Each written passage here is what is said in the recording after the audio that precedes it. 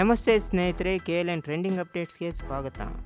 ಚಿಕ್ಕಬಳ್ಳಾಪುರ ಲೋಕಸಭಾ ಕ್ಷೇತ್ರದ BJP ticket ಯಾರ ಪಾಲಾಗುತ್ತೆ ಅನ್ನೋದು ಇನ್ನೂ ಕಗ್ಗಂಟಾಗಿಯೇ ಉಳಿದಿದೆ.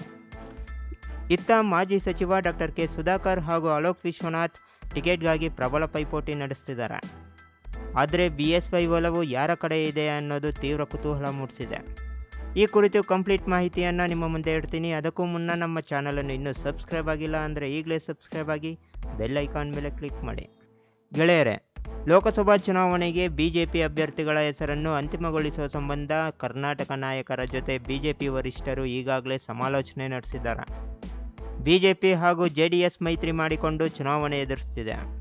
JDSಗೆ 3 ರಿಂದ 4 ಕ್ಷೇತ್ರಗಳನ್ನು ಬಿಟ್ಟುಕೊಡಲು ಬಿಜೆಪಿ ವರಿಷ್ಠರು ಸಹಮತ ಸೂಚಿಸಿದ್ದಾರೆ.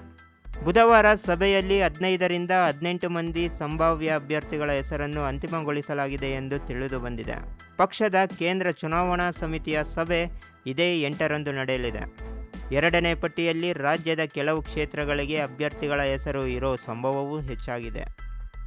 ಇನ್ನು ಚಿಕ್ಕಬಳ್ಳಾಪುರ ಕ್ಷೇತ್ರದ ವಿಚಾರಕ್ಕೆ ಬಂದರೆ, ಮಾಜಿ ಸಚಿವ ಡಾಕ್ಟರ್ ಕೆ ಸುಧಾಕರ್ ಹಾಗೂ ಶಾಸಕ SR ವಿಶ್ವನಾಥ್ ರವರ ಪುತ್ರ ಅಲೋಕ್ ವಿಶ್ವನಾಥ್ ತೀವ್ರ ಪೈಪೋಟಿ ನಡೆಸಿದ್ದಾರೆ. ಆದರೆ BSYಗೆ ಅಲೋಕ್ ವಿಶ್ವನಾಥ್ರನ್ನು ಕಣಕ್ಕಿಳಿಸಲು ಉತ್ಸಾಹ ಹೊಂದಿದ್ದಾರೆ ಎಂದು ತಿಳಿದು ಬಂದಿದೆ. ಇದಕ್ಕೆ ಕಾರಣ ಶಾಸಕ ವಿಶ್ವನಾಥ್ BSY ರವರ ಆಪ್ತರಲ್ಲಿಯೂ ಸಹ ಗುರುತಿಸಿಕೊಂಡಿದ್ದಾರೆ. ಇನ್ನು ಡಾಕ್ಟರ್ ಕೆ ಸುಧಾಕರ್ ಪರ ಬಿಜೆಪಿ ರಾಜ್ಯಾಧ್ಯಕ್ಷ BY ವಿಜಯೇಂದ್ರ ಟಿಕೆಟ್ ನೀಡುವ ಬಗ್ಗೆ ಉತ್ಸಾಹ ಹೊಂದಿದ್ದಾರೆ.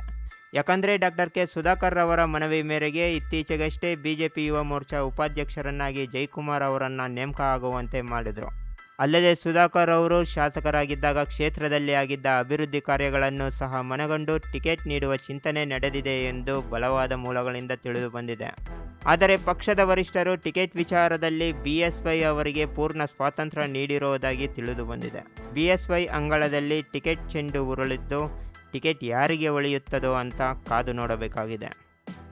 ನೋಡಿದ್ರಲ್ಲ ಸ್ನೇಹಿತರೆ, ಈ ಮಾಹಿತಿ ನಿಮಗೆ ಇಷ್ಟವಾಗಿದೆ ಅಂತ ತಿಳ್ಕೊತೀನಿ. ವಿಡಿಯೋಗೆ ಒಂದು ಲೈಕ್ ಕೊಡಿ, ಕಾಮೆಂಟ್ ಮೂಲಕ ನಿಮ್ಮ ಅನಿಸಿಕೆ ತಿಳಿಸಿ.